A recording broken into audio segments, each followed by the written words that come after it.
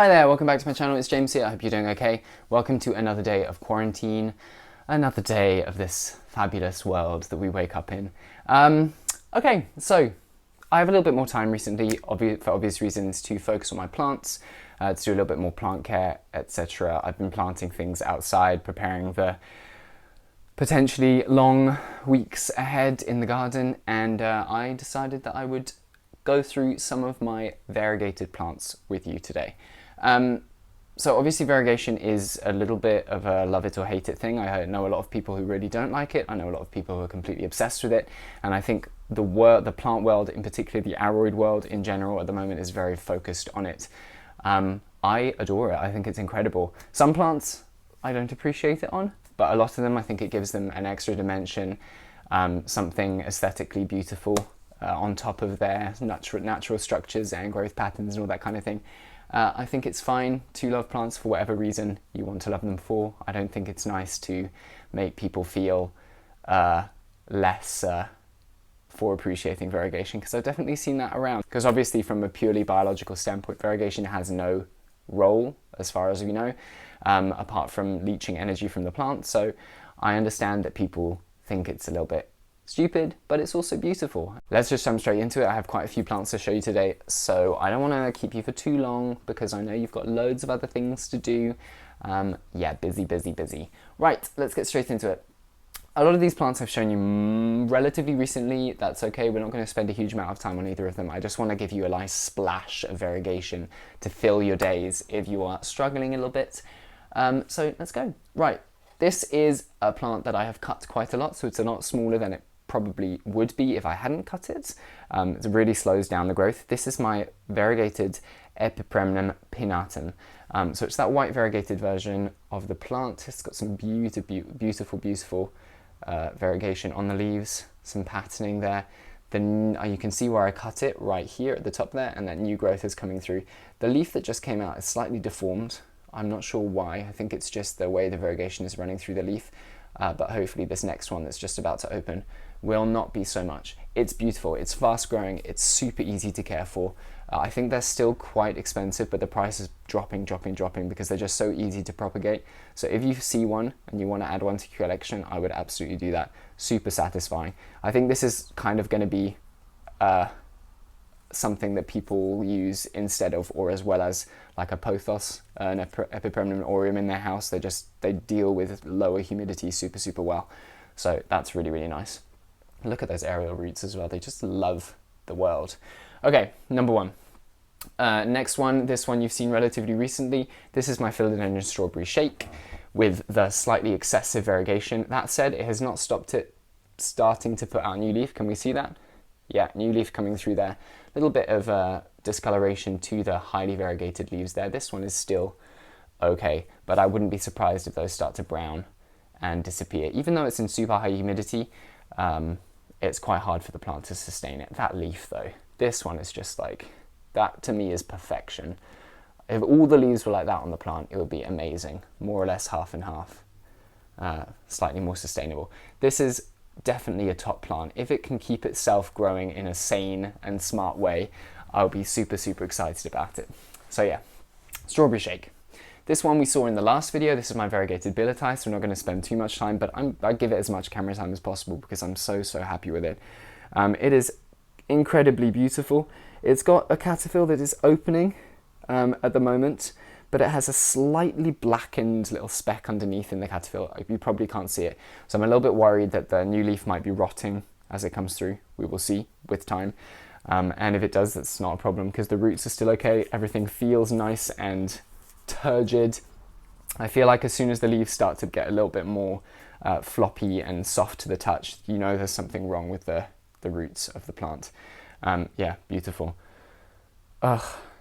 I've seen some super impressive specimens of this. I'm sure that as the leaves get bigger, the variegation obviously will get bigger because the surface is bigger in general, but I'm hoping for some slightly more, what's the word? Sectoral, that's smart, variegation on this plant. That would be exciting. Some chunks, some nice blotches of variegation. Next one, we've seen this one relatively recently as well, but it is growing super fast at the moment. Last time I showed it to you, it only had this little leaf. I think that was like maybe 2 weeks ago. It now has this extra one, and it has a new one coming through right there. It is really on a mission at the moment, and the aerial roots, I'm just looking in there, are doing all sorts of magical things. This is domesticum, a variegated domesticum. It is in, this was a blueberry pot. I think it had blueberries in it. So yeah, for now that's fine. It's still just in sphagnum because it was an unrooted cutting, but I think that very soon I can see some beautiful chunky roots through the side. Very soon this will be moving into some proper aroid mix because it's showing us that it's very happy at the moment, and that's good. Yeah, variegated domesticum. Next variegated one, this is our Bulbasaur. We've seen him before. This is Philodendron Rio. Beautiful. Not spending overly long on this plant. It's got a new leaf coming through here. Spring is just such an exciting time. Can you see this? Yeah, new leaf right there. Boom. Yeah, such an exciting time. Everything is just chucking out leaves left, right, and center. It is the perfect time to be stuck inside the house a little bit more, because I feel like if this had happened midwinter, it would have been very much like, oh, nothing's happened again, day after day after day. So this is good. Right, this was another one that I showed you super recently, but when I showed it to you, this is my Syngonium strawberry ice. I said there is potential with this plant to variegate, but I wasn't sure whether it was going to happen because the 3 leaves that it had when I got it didn't have any of the variegation. It just so happens that the new leaf that's coming through, can we see that? Is very variegated. It's more or less half variegated. So you can see this side of the leaf is going to be white. This side of the leaf is going to be that same pinky colour, which is where it gets its name, the strawberry ice. I will definitely post a picture of this once that leaf is fully emerged and hardened, so you can see what it looks like, because I'm excited to see. I've never seen like this plant with the variegation in real life. It's super exciting. Strawberry ice, fun plant, love it. Next one, this is another Syngonium, why not? Right here we have a Syngonium podophyllum alba, so yellow variegated.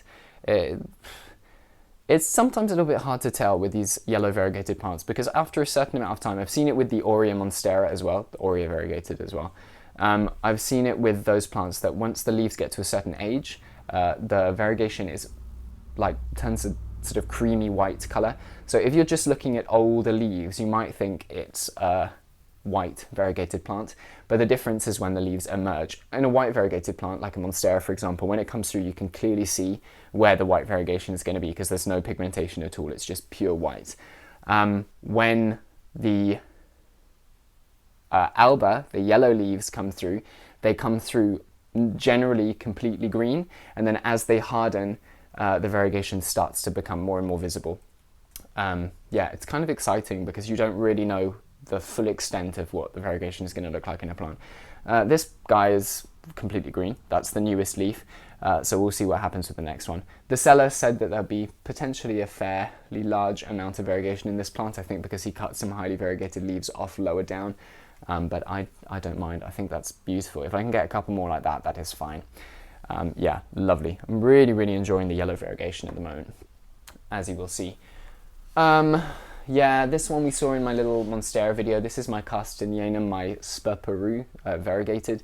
It's a little bit too variegated, I think. This little eating disease thing that is happening, I think it's just because they're so highly variegated. The same thing is happening to this leaf here, which is half and half.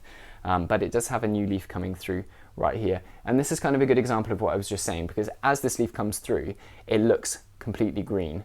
But I'm confident that once it's fully emerged and starts to harden, I'll be able to see some variegation appearing in the leaf, and I will post an update about that, so you will see in no time. There, yeah, you can see the variegation in the stem is quite significant, so there's no danger of fully green leaves in this plant.